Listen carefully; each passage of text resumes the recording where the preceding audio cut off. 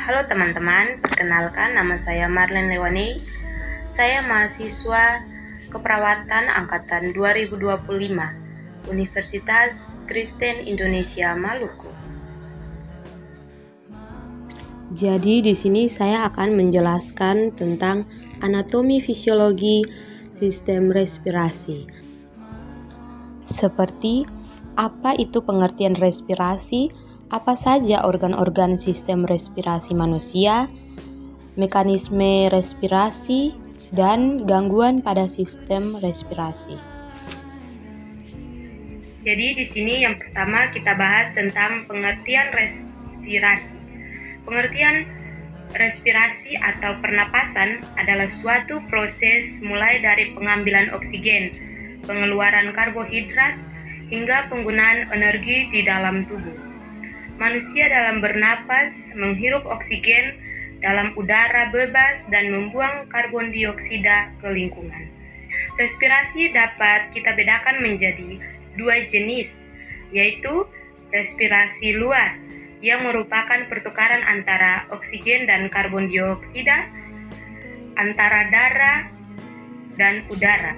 Yang kedua, respirasi dalam yang merupakan pertukaran oksigen dan karbon dioksida dari aliran darah ke sel-sel tubuh. Bisa kita lihat pada gambar di atas, yaitu pernapasan dada dan pernapasan perut. Dalam pengambilan nafas ke dalam tubuh dan membuang nafas ke udara dilakukan dengan pernapasan dada dan pernapasan perut. Yang pertama, pernapasan dada, yaitu otot antara tulang rusuk luar berkontraksi atau mengerut dan tulang rusuk terangkat ke atas sehingga rongga dada membesar yang mengakibatkan tekanan udara dalam dada kecil sehingga udara masuk ke dalam badan. Yang kedua yaitu respirasi atau pernapasan perut. Pernapasan perut ini terjadi karena otot diafragma pada perut mengalami kontraksi.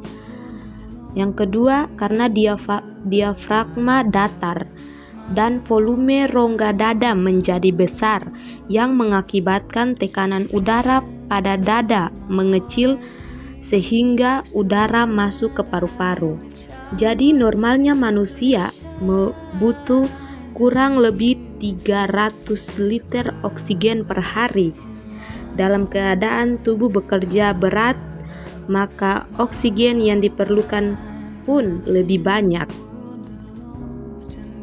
Sekarang kita masuk pada anatomi sistem respirasi, di mana organ-organnya tersusun atas hidung, faring, laring, trakea, bronkus, bronkiolus, paru-paru, alveolus, dan diafragma. Dan sekarang saya akan membahas satu persatu. Yang pertama, hidung. Hidung terdiri dari lubang hidung dan unjung rongga hidung.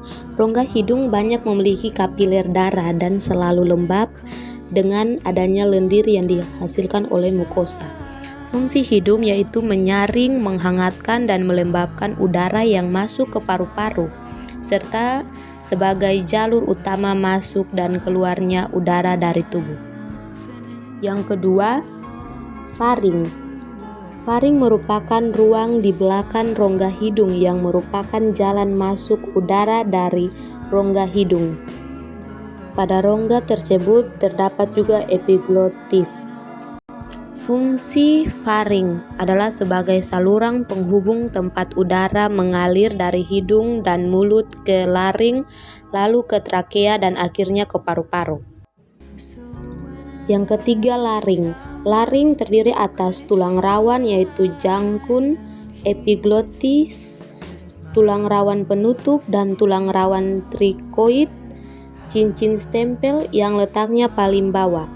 Fungsi laring sebagai saluran udara utama, tempat udara mengalir dari tenggorokan menuju trakea dan melindungi paru-paru serta jalan napasnya. Yang keempat adalah trakea. merupakan pita yang tersusun atas otot polos dan tulang rawan yang berbentuk huruf C pada jarak yang sangat teratur. Fungsi trakea adalah mengalirkan udara ke paru-paru, melindungi saluran pernafasan dari debu dan benda asing melalui lapisan lendir dan silia. Yang kelima, bronkus. Bronkus merupakan cabang batang tenggorokan yang jumlah sepasang, yang satu menuju ke paru-paru kiri dan yang satunya menuju ke paru-paru kanan. Fungsi bronkus adalah sebagai saluran utama untuk menyalurkan udara ke paru-paru serta untuk melindungi paru-paru dari partikel asing. Yang keenam adalah bronkiolus. Merupakan cabang dari bronkus, dindingnya lebih tipis dan salurannya lebih tipis. Bronkiolus bercabang-cabang menjadi bagian yang lebih halus.